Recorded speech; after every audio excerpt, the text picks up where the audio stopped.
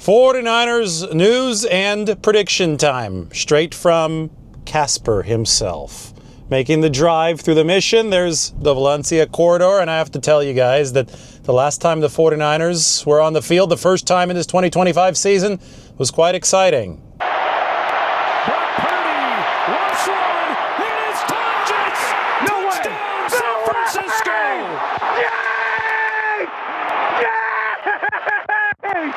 I remember this guy right here headbutting me really hard in the head. That's March. That's Barch right there. Hit as he let it go. The ball is loose. The 49ers have it. Nick Bosa! So that was about as big as a Week 1 win can be. And in the days since, I think it has proven to be even bigger than we initially thought. No Brock Purdy for this game against the New Orleans Saints. No George Kittle in the Big Easy. Fun city, by the way. Can't wait to make it out to New Orleans on the way in just a few minutes, actually. But the 49ers are going to have to find a way to get this done shorthanded against a team that isn't great. The Saints lost to the Arizona Cardinals last week, and the Saints were decidedly mediocre at best last season. They started the season hot, but it got worse and worse from there. Derek Carr is no longer their quarterback. It's going to be Spencer Rattler against San Francisco, and I think that the 49ers do have a chance to really, really rattle him.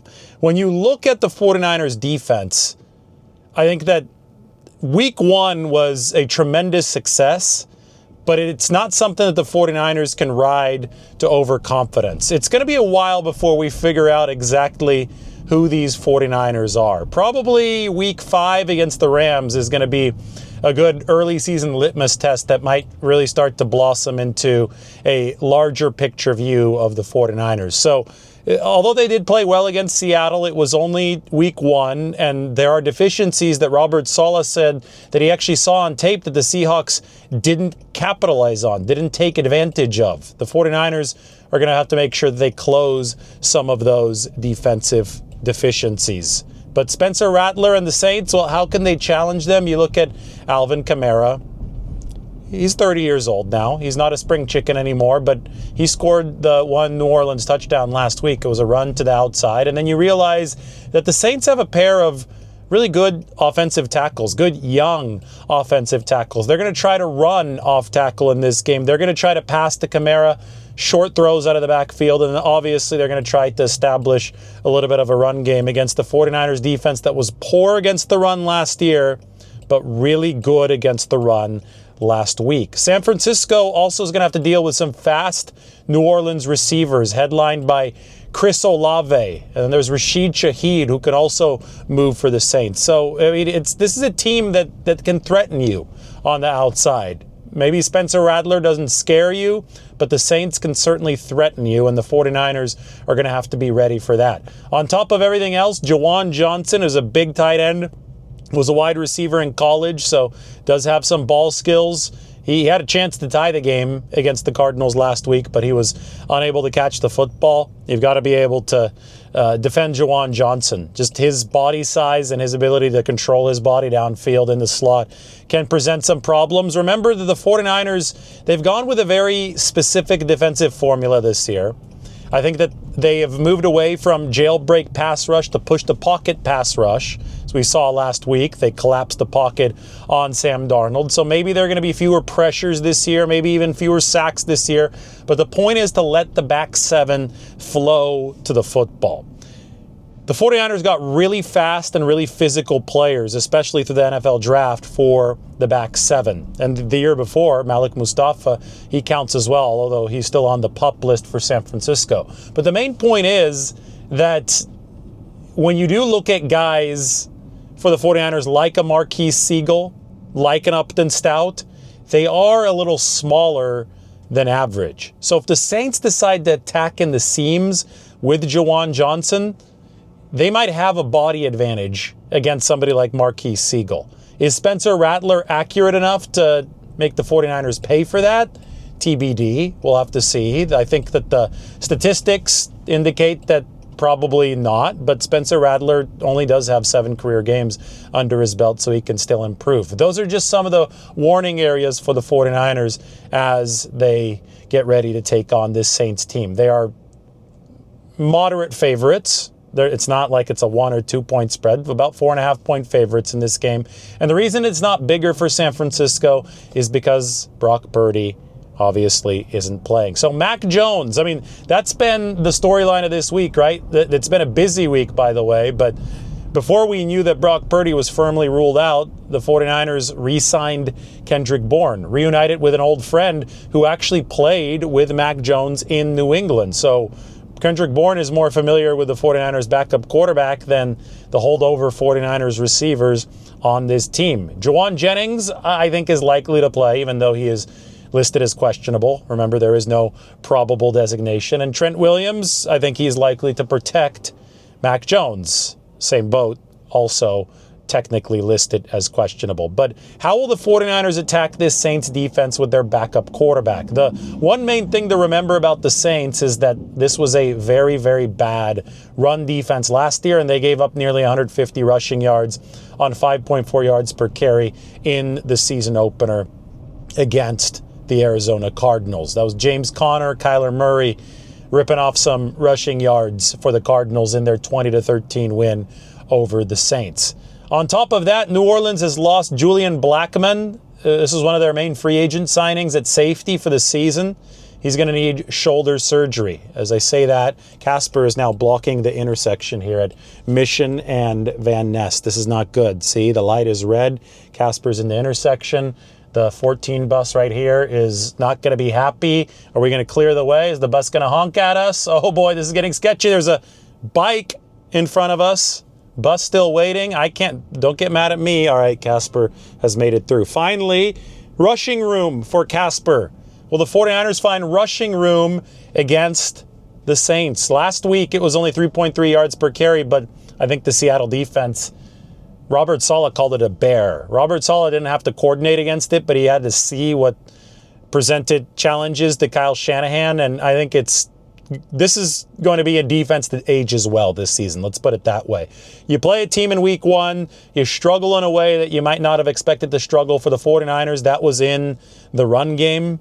Well, there's explanations for that, right? And I think the explanation on Sunday was that Seattle is really, really damn good up front in the front 7 throughout the entire defense. The Saints, meanwhile, they have really struggled on run defense, not just in week 1, but last season. New defensive coordinator is Brandon Staley. There's some age on this defense, and I think that makes it tougher to defend the run. Cam Jordan, who had a good game last week, but he's one of the defensive linemen. Demario Davis is still playing at a really high level, but he's the Mike linebacker. Both Jordan and Davis are 36 years old. No Chase Young available in this game for the Saints. He still is hurt. Now, that might be addition by subtraction for their run defense, as the 49ers know. Chase Young is not a great edge setter against the run, but Carl Granderson, whoever else on top of Cam Jordan on that Saints edge is going to have to do a good job in this game, because I do not think that New Orleans has the same level of personnel as Seattle.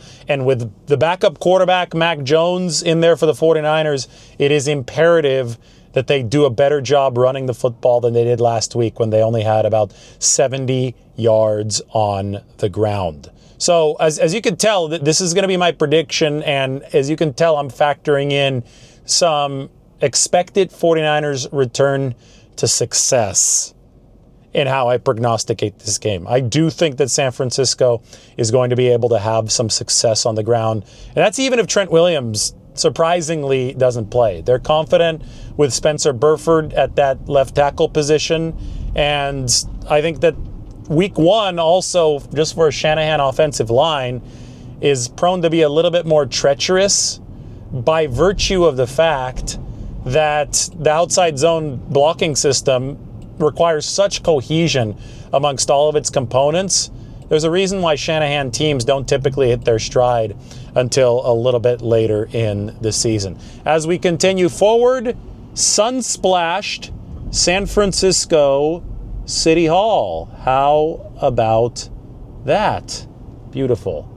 Maybe we can tilt that camera up a little bit more. There we go. The front doors or the back doors of City Hall, ornate as always, and we're perfect. We're even stopping at this light, so we'll be able to take another look at San Francisco City Hall. It's about to be dark in San Francisco in just a couple hours.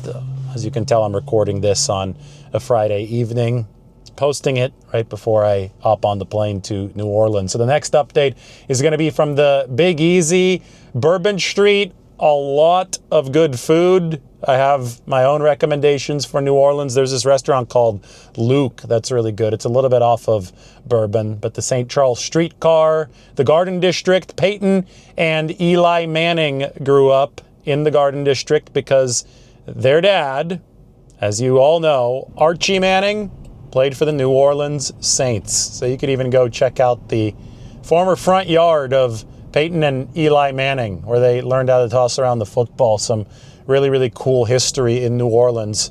The National World War II Museum is also in New Orleans, and it is an epic museum. There is a lot there. Definitely worth a visit while you are in town. But first, the finish here from San Francisco as we do get to our prediction. We're talking a little bit about the Saints defense and the fact that Demario Davis is a good player at age 36 on the second level. The defensive line did seem to have some juice against the pass, even though they struggled against the run last week against the Arizona Cardinals. And, the back end of this defense, they've lost their top corner, Paulson Adebo, to free agency. So I think the corners can be picked on in this game. Now it's a question of, can the 49ers develop enough of a platform for Mac Jones to pick on those cornerbacks, and you do that through establishing the run game. We know that Mac has a nice deep ball, so maybe this is something that the 49ers can take advantage of, provided that they're playing the game on a downhill slope. But Justin Reed and Blackman, who I mentioned earlier, Julian Blackman, signed with New Orleans as safeties up the middle. They did lose Julian Blackman to the shoulder injury, but Justin Reed is still there, and I think that he's a good player. So the Saints, I would say in general, if you look at their secondary, are stronger up the middle than they are on the edges. And I think that their nickelback, Ugo Amadi, he used to play for the Seattle Seahawks, can also be picked on. I think that the 49ers, yes, they're shorthanded at receiver, especially relative to their full form as a team that's going to have Brandon Ayuk and Demarcus Robinson available. But I still think they can win matchups against the Saints. And I stand by my prediction that Ricky Pearsall is going to have a 1,000-yard receiving season for the 49ers, because he had 108 yards already on 4 catches against the good Seattle Seahawks secondary last week. And I think more explosiveness can be in line for Ricky Pearsall, especially if the 49ers can develop a run game to augment what he brings to the table. Finally, special teams in this game. The Saints have a left-footed punter. So Sky Moore, that's a little bit of a unusual experience for him as a returner. Doesn't get as many chances to field punts from a returner where the ball is coming off the left leg. The spin is going to be a little bit different. So the 49ers brought in a punter this week on a tryout basis and had Sky Moore catch punts from him. That theoretically can get Moore ready. I think big picture is the 49ers special teams. The margins are thin in this game because no Purdy. They have to be much more on their game than they were last week. I mean, it was absolutely brutal in Seattle. The 49ers lost 11.2 points in that third phase of the game. They won by 4. They probably should have won by 2 touchdowns. But it was special teams that did the trick against the 49ers. I know they've since cut Jake Moody. He has since re-signed with the Chicago Bears practice squad because they're looking for competition there for their starting kicker. So all the best to Jake Moody moving forward. But the 49ers do really, really hope that Eddie Pinheiro is a better kicker for them than Jake Moody, who hit only 70-something% of his kicks. The practice on Friday featured a little bit of an interesting twist, and Kyle Shanahan was joking with me that the 49ers are implementing a trick play. I noticed out on the field that John Weeks, who's the long snapper, was practicing punt snaps to the 49ers kicker, Eddie Pinheiro, not to the punter, Thomas Morstead.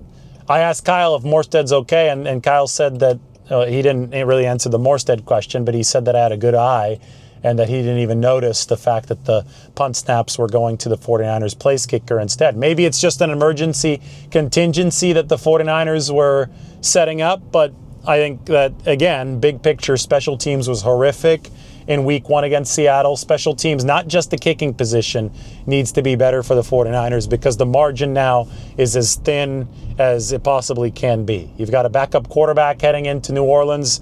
I don't care if the Saints team doesn't present a massive challenge. This is the NFL, and the NFL is ripe for upsets at any time, and it's ripe for upsets especially if you don't have a really good quarterback like Brock Purdy playing. So, my prediction, without further ado, you know that I picked the 49ers to lose against the Seahawks last week. You know that Nick Bosa gave me a hard time about it in the locker room. I'm picking the 49ers to win this week, not because Bosa gave me a hard time about it, but because I think that this team is superior to a mediocre at best New Orleans Saints team. I think that the 49ers defense is ahead of where I initially projected it to be. I don't think that they're out of the woods by any stretch of the imagination when it comes to the run defense, but I think that they are in a very good position to build confidence-wise off of what happened last week in Seattle. Other side of the ball, 49ers offense with Mac Jones, they upgraded quarterback 2 for a reason. And that was this. Remember last year when Purdy got hurt against Seattle and the very next week they had to go into Green Bay with Brandon Allen as their quarterback and San Francisco was completely overmatched? Well, A, New Orleans is not at the same level as Green Bay. But B, Brandon Allen also is not at the same level as Mac Jones. Like, Mac Jones is a bona fide starting caliber backup, if you will.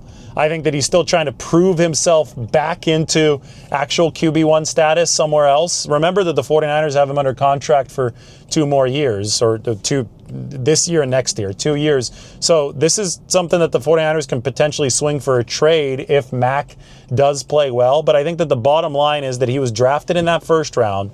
He had a good year with the Patriots in 2021. Things obviously went downhill following that, but I think that Mac in this system, distributing the football, even if he doesn't have great mobility, even if he looks like Forrest Gump when he runs, Mac himself said that, I think that he can execute an efficient 49ers attack.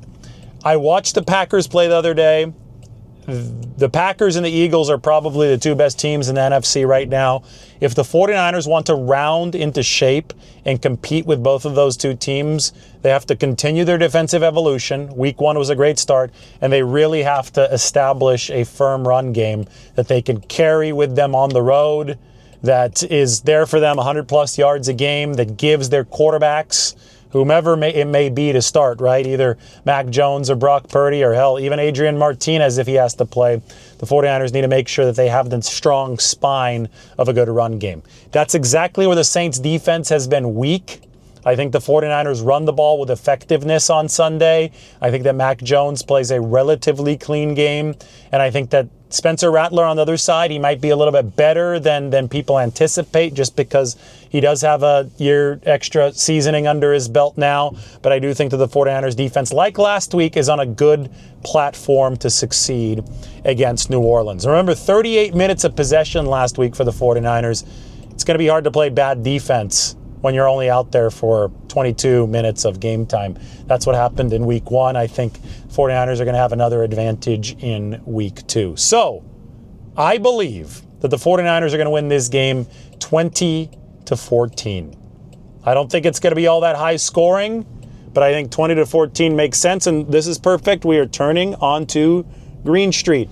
You know, we didn't quite pass the Black Magic Voodoo Lounge. That's at Lombard and Van Ness in this neighborhood of Russian Hill.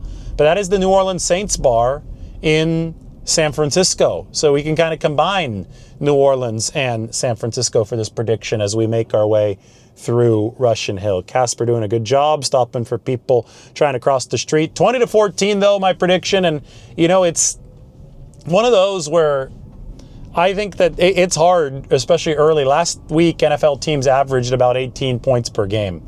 Early in the season, it is difficult to put up more than 20. I think the Saints actually showed a pulse defensively last week. They're going to have the Superdome crowd behind them.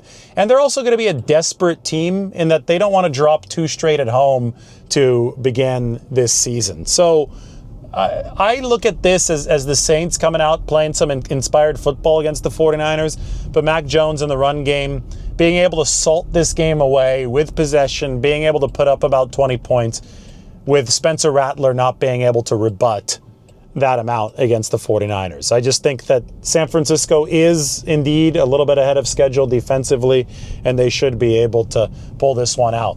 It's big because if the 49ers can do that, they're going to be 2-0, and then even if Brock Purdy is not ready to come back for San Francisco in week 3 or even week 4, all you have to do is split those 2 games. By the way, Turkish coffee ice cream at Swenson's. It's the truth. Ooh, there, look at that sunset coming down here in San Francisco. This guy's scooter is laboring its way up Russian Hill. The 49ers can hope that it goes a little bit easier for them at New Orleans, but they may have to labor their way. Unfortunately, Waymo, Casper, has to wait behind this scooter, but he's going to be bombing it downhill in just a couple seconds. I mean, we're about to hit the crest here of Russian Hill on Hyde Street. This guy's about to pick up some real speed. I really hope that he stays safe here. No helmet on, nothing. I mean, you could see Alcatraz out there in the distance. If you look this way, you could see Coit Tower and Telegraph Hill. I'm about to go get my pre-flight swim in the San Francisco Bay before it gets dark. I've swum dark in this water before, and it's tough. You have to use the skyline to guide you. Look, he's about to disappear. This guy he means business. There he goes. Down the steep hill. Here's Lombard Street. I think we're pausing so you guys can get the better view. Coit Tower. Not as many tourists. They're all at dinner now. And our scooter guy, it is smooth sailing for him. And I actually think that for the 49ers, there's a real chance that this game turns into smooth sailing, especially by the second half. If they can run the football, that is going to be the key. Running the football for San Francisco is not a key just for today, but for the rest of this season. If you want to compete with the big dogs in the NFC, the Eagles and the Packers, running the ball is going to be a must for game control. Playing good defense consistently is going to be a must, and we're going to find out a lot about this 49ers team as time progresses. Anyway, 20-14, 49ers over the New Orleans Saints. Everybody that heads on over to the Big Easy, enjoy your time there. It is a city with a lot of character. It is a city with a lot of good food, and it's a city with an old stadium that has some history. The last time a 49ers number 10 quarterback started in New Orleans, it was Jimmy Garoppolo out-dueling Drew Brees. So there's that. Then there was also the Super Bowl in the 2012 season, but I'm sure 49ers fans do not want to talk about that one as much. Lights went out in the Superdome, kind of like they went out at Candlestick Park, if we're going to be drawing comparisons between the old epic stadiums of New Orleans and San Francisco. But it just didn't aid a San Francisco win on that day. I think that the coolest parallel between New Orleans and San Francisco, though, is the trolley system. Look, we can end here on a streetcar. We can end here on a cable car in San Francisco, the number 17, and transition over to a streetcar in New Orleans. The streetcar named Desire in New Orleans. That's the St. Charles streetcar in New Orleans. Cool stuff. And, even better would be if we could find our way past this cable car. Sometimes the Waymo knows its way past. Sometimes it doesn't. Cable car driver's like, what the hell's going on? He's trying to point it over this way. Our team is working to get you moving. Cable car. Oh, here we go. It worked. He got around him, and this is exactly what has to happen for the 49ers on Sunday. They need to find the open rushing lane and get the job done, just like we did around that cable car. All right, 20-14, 49ers is the prediction. We'll talk to you all soon.